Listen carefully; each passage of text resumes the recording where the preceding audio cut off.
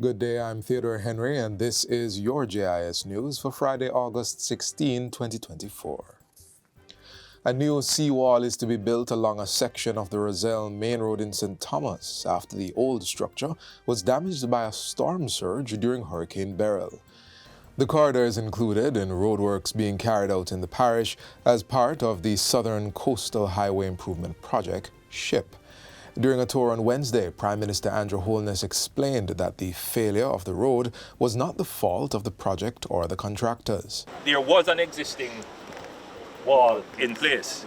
So when we were building the road, there was no need to interfere with the existing wall that was in place. But the hurricane damaged the wall. In fact, it totally destroyed the wall and came in onto the road.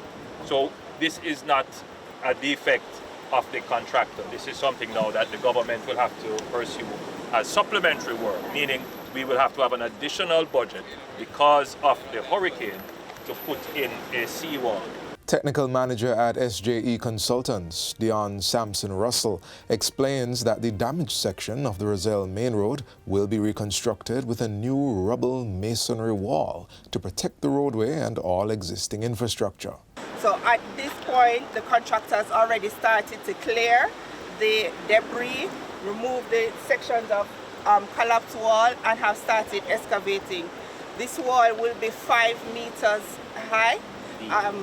Deep if you're going from road level, and then we will have at least 1.5 meters of this wall below ground so that we have a good foundation or protection. However, this component of the project does not include any revetment work or sea defense. Rock revetment is also being considered as part of supplementary works for the area. A donation of medical supplies valued at $85,000 has been presented to the Black River Hospital in St. Elizabeth to support patient care. It includes 3,400 disposable fitted sheets and pillowcases that will complement a previous donation of hospital beds to the facility. So this is a significant investment for us. And of course, peel-away sheets, as you see, they are disposables, and so in times of hurricane and any disaster we have, they are very handy. The items were gifted by the Parity Enrichment Project in partnership with Peel Away Labs. We are extremely pleased to donate to the Black River Hospital for the 3rd time.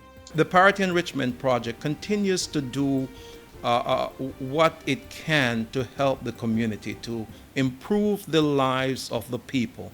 And we are grateful that we can partner with the Black River Hospital. The Jamaica Library Service, JLS, is set to enhance its technological capabilities and expand its educational outreach thanks to the donation of 200 laptop computers. The laptops were provided by eLearning Jamaica, ELJAM, through the Ministry of Education and Youth. The formal handover ceremony took place recently at the Joyce Robinson Hall in the Kingston and St. Andrew Parish Library. Chief Executive Officer of ELJAM, Andrew Lee, says the donation should have a lasting impact on the community.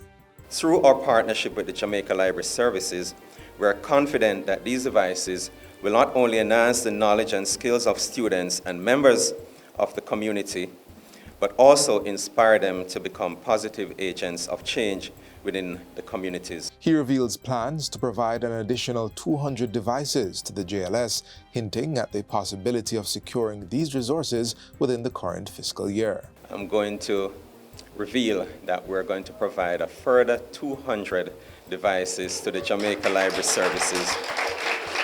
So while we're thinking of it for next fiscal, I'm going to be talking with PS and to see how we can provide the additional 200 this fiscal year.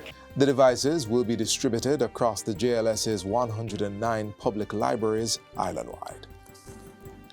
The Rural Agricultural Development Authority, Rada, is encouraging farmers to employ composting methods to help manage the waste and debris left in their fields after Hurricane Beryl.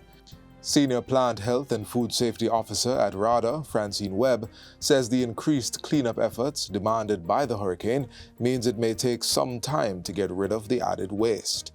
In this case, composting to reuse the waste matter would not only aid solid waste management, but also prove beneficial for the farmers in their rebuilding process. We want to be able to assist our farmers with setting up their compost piles that will help in managing that level of waste that you may have in the field.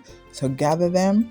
We'll help you with the technical know-how as to how to set these up so that you can also utilize this compost pile in the long run to help in building the general health of the soil by once it has broken down. The Ministry of Justice is this year's winner of the Public Sector Debate Competition.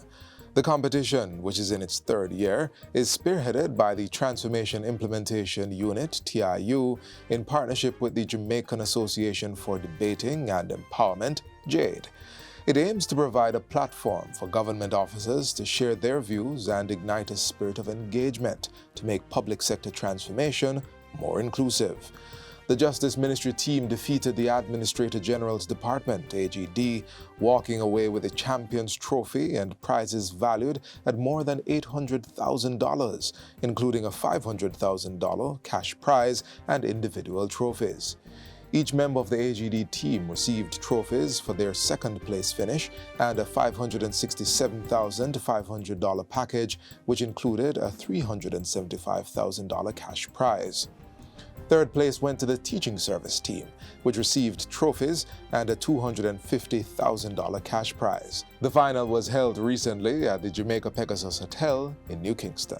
And finally, the Ministry of Health and Wellness has issued a Mpox alert as the World Health Organization, WHO, declares the viral infection to be a public health emergency of international concern. This is the WHO's highest level of alert and is reportedly sparked by a new fast-spreading variant that has been detected in the Democratic Republic of Congo and neighboring countries. Locally, however, the Health Ministry is assuring Jamaicans that presently no cases of Mpox have been reported in the country. But members of the public are still urged to take the necessary precautions to safeguard themselves from the disease.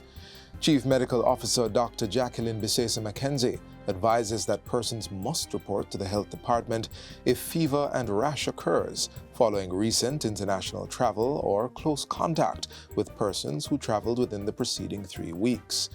Healthcare workers are also to have a heightened sense of awareness of this illness and report suspected cases to the parish health department. Mpox is a rare disease that is similar to smallpox and can be transmitted by contact and droplet exposure. This new WHO declaration is the second in 2 years.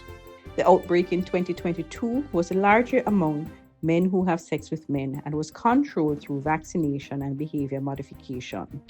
Safe sexual practices, along with practicing physical distancing, mask wearing, and frequent hand sanitization, will reduce the likelihood of transmission of the Mpox virus. Symptoms of Mpox can be mild or severe and associated with skin rash that can be very itchy or painful.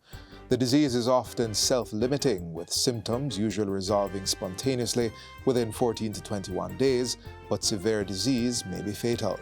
For more information on Mpox, please contact your parish health department or call 888-1-LOVE, that's 888-663-5683. And that's it for JIS News Today. I'm Theodore Henry. Thanks for watching.